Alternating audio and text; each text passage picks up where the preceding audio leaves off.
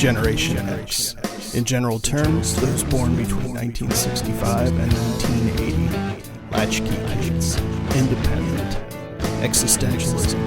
Modern philosophy focusing on personal experience, human ability, and responsibility in an otherwise meaningless universe. We're the cause. This is the effect.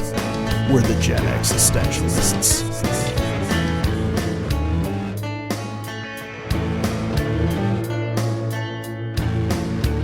And welcome into the Gen-X-istentialist podcast. My name is Scott. And I'm Bunny. And we are here to wax poetic from a Gen X point of view about any number of different things. To do that, we will spin Mega Wheel the Magnificent. And without further ado, because sometimes we get lost ranting at the top of the episode, I'm going to go ahead and spin. Because Meg has 1,500 and some odd questions for us. Yeah. We are going to dig in and just get started. And our first question is this. If your personality, Bunny, could be described by a particular type of weather, what forecast would we see most days? I guess weather can't be laconic. So, well, sure it can. Which I would say most likely it would be a pleasant day with light breeze. How about you? I'm sorry. That's and yet it's perfectly fitting. It's just an odd way to say it, but yes, perfectly fitting. Mine would be overcast in the autumn with the overwhelming scent of rotting leaves. All right. In other words, like a perfect late October day. That would be my particular type of weather. All right. When you're around me, that's kind of what you get. Dead leaves and clouds. Or at least that's what I think anyway. That was a good one to start. Nice, kind of quick, kind of weird. So we are going to give Mega Wheel Magnificent another spin. I want to do an episode where a lot of them are quick hits like that, where we try and get like 10 questions in or something. Yeah, we should do that. All right, here we go. Why do people in different countries have opposite views on nutrition? I mean, is this bait? It's kind of like one of those duh questions to me, isn't it? I mean, different people in different locations have access to different types of food. Different environments. I think it's all propaganda. Is this a question that like the 4-year-old sent us in? I have no idea. And that's the thing when we come up with these questions, because we have got questions on the wheel that people have sent in. Yeah. Sorry. But we don't put names on them or anything. So we can't say sorry that, sorry to put down your 4-year-old. Yeah. Jim from Tuscaloosa said, why do people in different countries have different views on nutrition? Do better, Jimmy. Yeah. Come on, Jim. That just sucks. No, that's honestly, that's it. I mean, people have access to different cultures. People are different. Here's something that I know millennials and pre-millennials or whatever hate, is that people are different. Cultures are different. We're not all the same, and everybody has different lifestyles and different tastes and all sorts of stuff. Trust me. Yeah. And that's one of the coolest things, as I'm sure you will back me up on. Where we live in the greater Cincinnati area, we've got a couple stores called Jungle Gyms. Oh, yeah. And they carry food from all over the world. And that's one of the coolest things, is to go to Jungle Gyms, not to do your weekly grocery shopping, but just to go up and find different stuff that you've never heard of, never seen before, never eaten, and throw it in the cart and take it home and fix it. Yep. And you'll find some amazing stuff. I think the most fascinating thing to me is, especially in like some of the foods from Germany and Great Britain, just Europe in general, is the use of actual sugar, and not nearly as much, like not the corn syrup you get here where everything is overly sweet. If something needs some sweetness, they use actual sugar, and it's not so sweet that, you can't eat it. It's just, it tastes good. Mhm. Like cookies and things like that from the UK are so much better. Like I am a big fan of Jammy Dodgers. They're Okay. like awesome cookies. I love them. And for me, being diabetic, I have to bolus for this stuff. I have to count carbs and things like that. And it's so much easier with that kind of food that is more quote unquote natural. They don't affect me as much. I can take less insulin for that kind of food. And so from that perspective, it's kind of fascinating. Um, but yeah, just different parts of the world manufacture things differently. And people have different tastes because of it. Because if you watch videos, and there's stuff on YouTube about this where people from the UK or Germany are given American food to eat Okay. and they're asked to give their commentary on it. And it's hilarious because typically one of the comments is, "Oh my God, that is so sweet. How can you stand to eat that?" Um, so yeah, if you haven't done that, that's a great thing to do is go on and look for videos of that kind of stuff to give you some perspective on how our foods translate to the rest of the world. So should we give Meg another spin? Oh, please. We will. She's spinning. She's rolling. She's moving around, Undulating.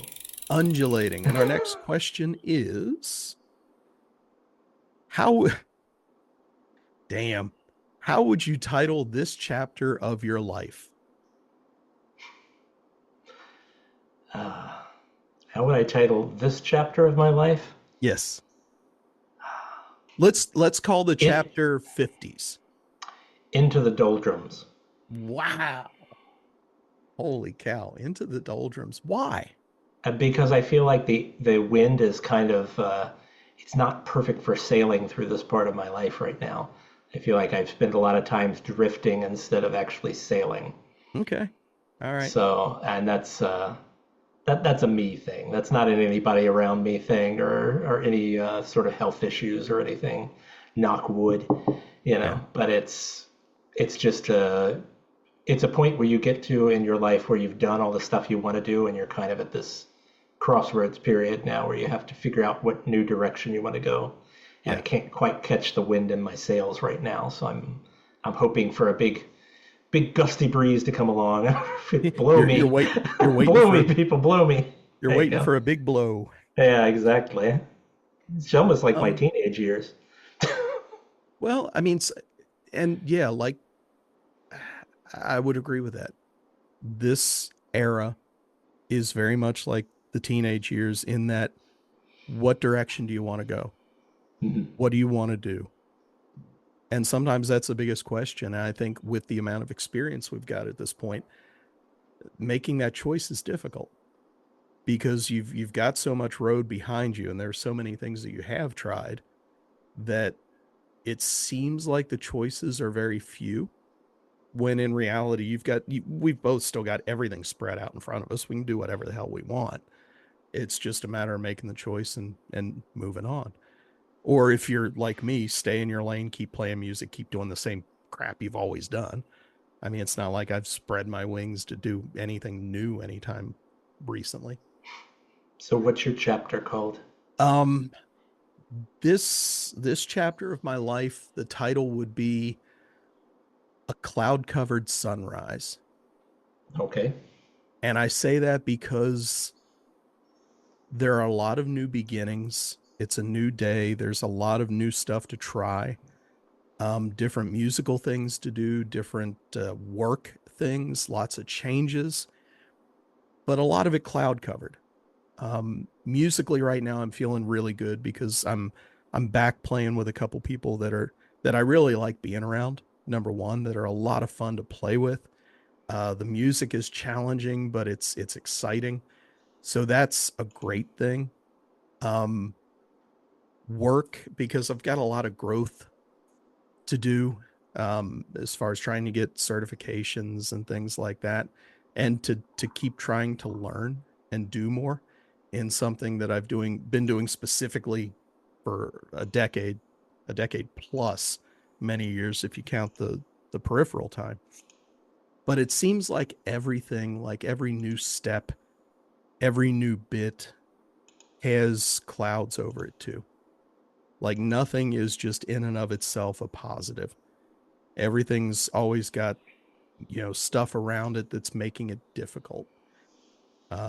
So yeah, cloud covered sunrise would be All mine. right.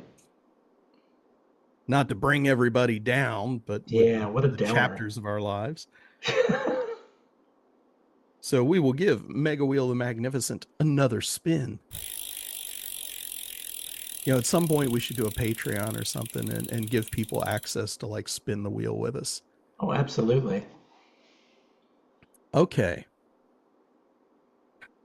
Interesting question here. If you could press a button that would instantly erase every single false belief you have, would you do it? Sure. Just like that. Yeah, why not? I False beliefs are limiting beliefs in a lot of ways. So you want to talk This is true. about getting out of the doldrums and spreading your wings and all that jazz. Yeah, fair Yeah. point. It kind of goes back to a discussion on a previous episode of, if you could know everything or if you could have the answer to one vital question, to press a button and instantly erase every single false belief. Number one, I think it has to do with beliefs. Like for me, how many things do I actually believe? And not to get too stuck in the mire here, but that would be a thing too. Do I have a false belief? Are we talking about religion? Are we talking about science? What do you have? So at the end of the day, yeah, I'm going to press the button because, Yeah. if you're a truth seeker, how can you not press the button? I Well, mean, really. I think you have a lot more beliefs than you let yourself onto. There's a lot more to believe in than just religion and science. True. And there's all sorts of beliefs about yourself, about others, Yeah. society, the way you conduct Ooh. your life, what you eat, what you don't eat, how you can, Wow. how you move, how you don't move. I hadn't even thought about that, but that aspect of it, the things you believe about yourself, Mhm. if pressing that button gets rid of all the false ones, like that could be radically impactful. See, isn't that exciting? I don't I know. mean, That makes it even scarier, actually. Like that's the best part. maybe I'm doing okay in this little hovel shell of I believe I'm okay, when in reality I'm not. Well, I think deep down inside, everybody knows the truth, I think whether deep they admit down, it or not. I think deep down, everybody listening and us too, if we pushed that button, we would end up curled up crying in a fetal position in the corner of a darkened room. Oh, I don't know about that. Yeah, I think, I absolutely think so. life starts when the floor is pulled out from under you and you're falling. That's when Wow. that's when you think clearly. That should be the title of this episode. That right there. I think best when I'm free falling. That's just me. I don't know, but all of your limiting beliefs and all of your worries and all that go out the window. You're only thinking about the immediacy. I do well under pressure. Yeah. Sometimes Exactly. having pressure makes things easier Oh yeah. because the choices are more limited. You have to get things done. Do you see they released an article just recently about how younger people have menu anxiety now, and that's why they don't go out to eat because they're scared of all the choices they have to make. No, you're making that up. I'm not making that up at all. I'll send you the article. It's ludicrous. Menu anxiety. Menu anxiety. Yeah, I mean, Wow. and you talk about thinking better under pressure. And maybe you guys can start with small steps like go into the Applebee's and Yeah. and choosing whatever you like. Start small and then work your way up to being chased by a bear in the woods.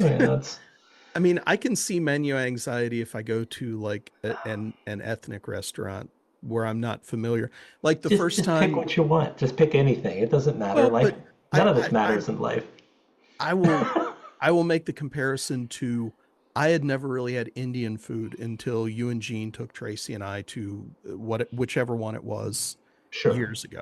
I had never had Indian food. So I was asking questions of you guys because you had been there. What's good? Hmm. What does this taste like? Stuff like that.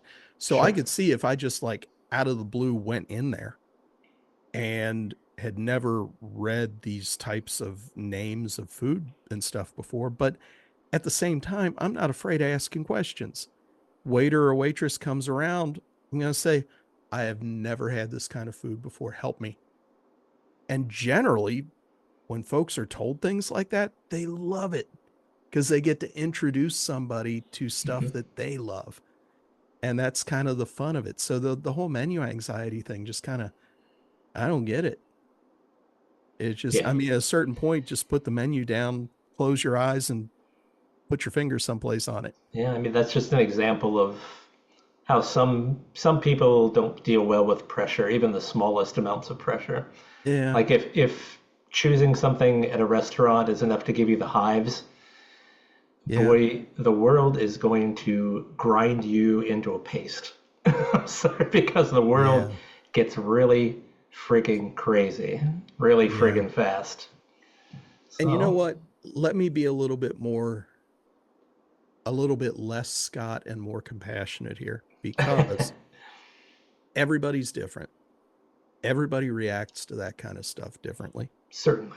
And whatever your reaction, if you have menu anxiety, I'm not making fun of you. I can see it because there are I certain am. things that honestly give me plenty of anxiety too. Sure. They just didn't end up as discussion points here on the show yet. Um, so I don't want to go out like that, throwing people under the bus, but ultimately it's a food choice. Pick something, move on. Yeah. Just like, Don't worry, you I'll know, drive the bus for you. yeah, yeah. Sorry. Be like me, who went to a hot dog stand in Chicago and told the person behind the counter that all I wanted on my hot dog was ketchup. Be me and No. and deal with the ramifications of your decision because the guy behind the counter looked like he wanted to jump over it and beat me. It was amazing. It was one of the first times that Yeah. Tracy and I went to Chicago. It was years ago. That's And a wasted opportunity at a hot dog stand in Chicago. well, They make some great dogs out in Chicago. but see, here's the thing. I'm from the greater Cincinnati area. For me, Hmm. hot dogs get ketchup and mustard, maybe sauerkraut. That's it. This was like a Subway stand, and it was just dogs and all this different crap you could put on it. And I'm looking at it like, you people are crazy. I just ketchup. And it was like I Oh. offended the entire culture. Like one of those movie scenes where everything screeches to a stop. I'm just like, what the fuck did I do wrong here? Why Well, is this a problem?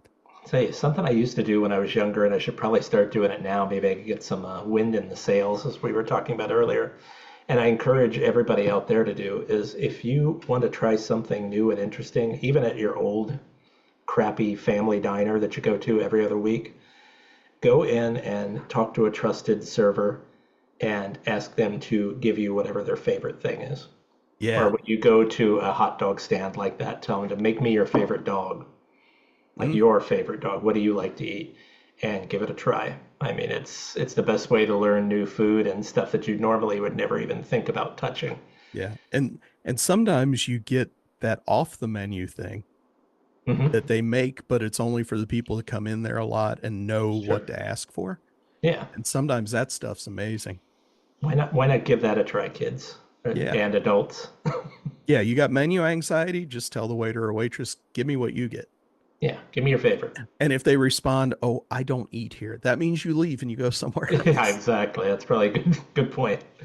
So we will give Mega Wheel the Magnificent another spin on this episode of the Gen-X-istentialists podcast. And we're rolling, rolling, rolling. And here we go. Is it important for a couple to move in together before marriage? Personal opinion, yes. Important, like a positive thing, like you really Oh should. yeah, I Yeah. think it's a huge thing. I think you should definitely live together at least 6 months, if not more, Yeah. Before you even consider getting married. Yeah. Now, I was one of those chronic guys who lived with a lot of girlfriends before I met my wife. Yeah. So, um, and living together is a great indication of whether you can handle each other at your best and your worst. Yeah. You get to see habits. You get to see how people keep their environments. You Hmm. know how they cook, how they clean, how they. You know, this goes for both sides. I'm not trying to be. Yeah. Yeah, that woman's Absolutely. got to cook and clean, right? No, I mean, geez, when has that ever happened with me? You know, um, it's it's interesting to see everybody at their best and worst. You have their friends over, they have your friends over, parents come to visit. There's all sorts of interesting pressure and stressful opportunities to grow and or fall apart, and that's Yeah. a good thing. Yeah. I would absolutely agree. I think it is important um, to at least try the togetherness before marriage. Um, Tracy and I, we had been dating for a while. Um, and I don't know if we were engaged yet. I don't think we were, but we took a week and took a vacation together, and we didn't go anywhere. We stayed in her condo, and we just took the week and just Hmm. lived together and did stuff like going to the grocery, like doing dishes, and just it was almost like playing house, but we did it specifically to just like see how it went. And it went amazingly well. Hmm. And then when we were engaged, we knew I was going to be moving down near her, and we were looking for a place, and we found a house, and we lived together in that house that we bought for probably 9 months or so before our wedding. And it was great.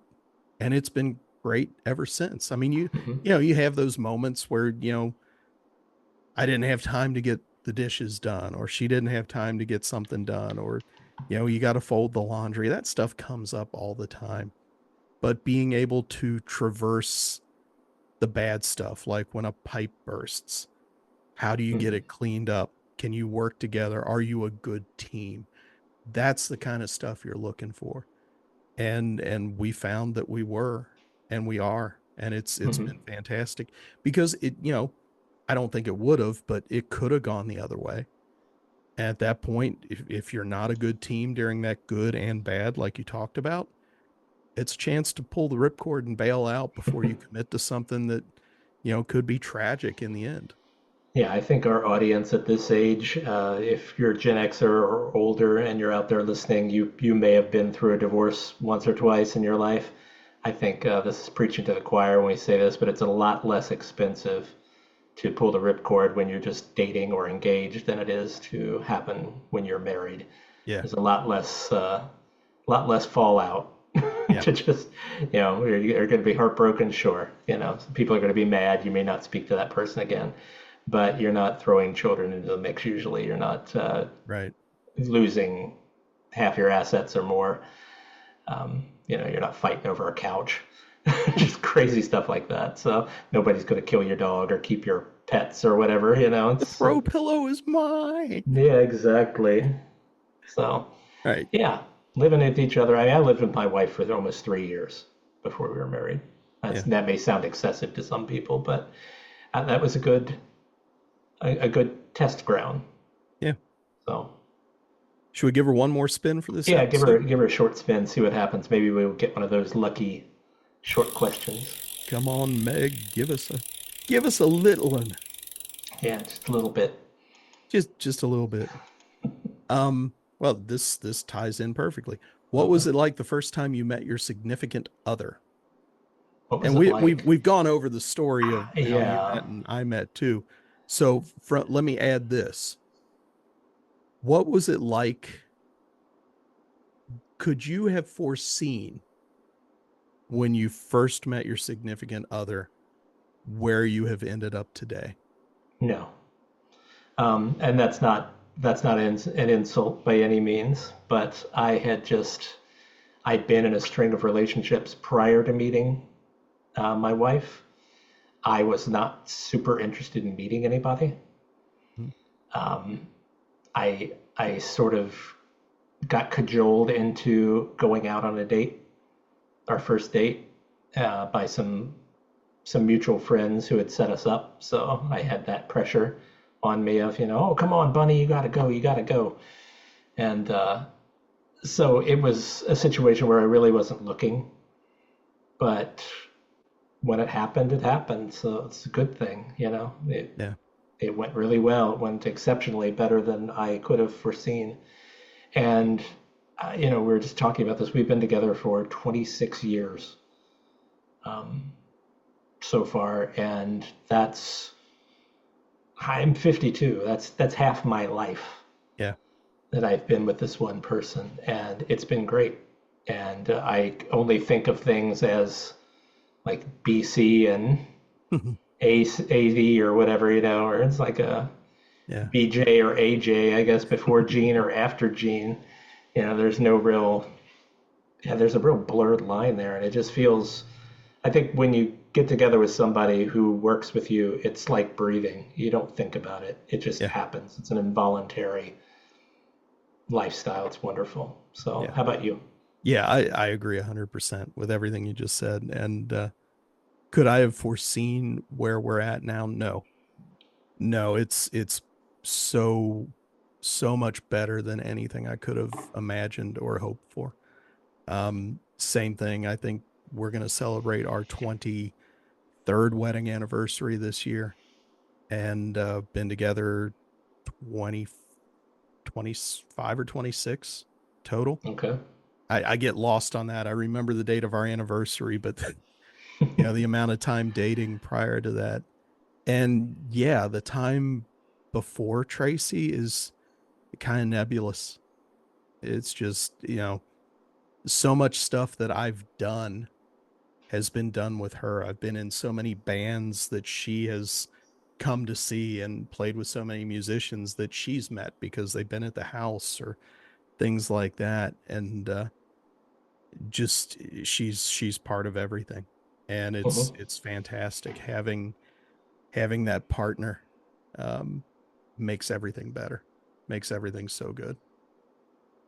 And on that positive, happy note, which you couldn't have foreseen at the beginning of this episode, we will bid you adieu. Until next time, please like, subscribe wherever you see us, leave a comment, give us your thumbs up. We would appreciate it immensely. There are so many places you can find us now, and we've got big things coming for the rest of 2025.